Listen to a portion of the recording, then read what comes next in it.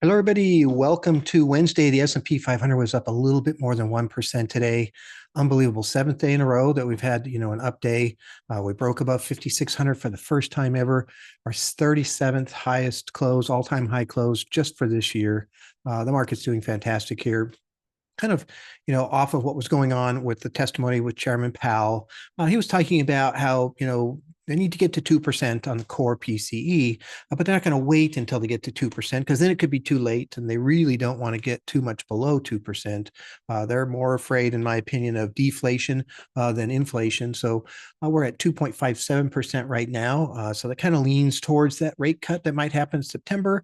And so the market's, betting on that in a pretty big way right now. And he did talk about how he saw some more weakness in the labor market, which again is their other mandate that they're looking at. So these are all things that kind of get the market excited. Of course, we're heading for, the CPI report tomorrow, and then the wholesale PPI inflation report on Friday. So, market is probably trying to guess that the, reports will come out decent. We'll see what happens. Obviously, you never know until you get them as far as that goes. But there was a big surge in activity right at the end of the day to try to drive the market up, which is, again, the market is doing fantastic here. It's really moving. We are in the two best weeks of the year. It is playing out really well. We are up every single day since this started, and the tech stocks are up even more than the S&P 500. And again, one pattern I'll mention again, we're starting to see at the end of these quarters when this big rebalancing happens, kind of those stocks that did really well or those categories that did really well kind of do poorly going into the end of a quarter, mainly because you're selling what's high and kind of buying when you're rebalancing, what was lower. And so there's a dip, NVIDIA comes down, those types of things.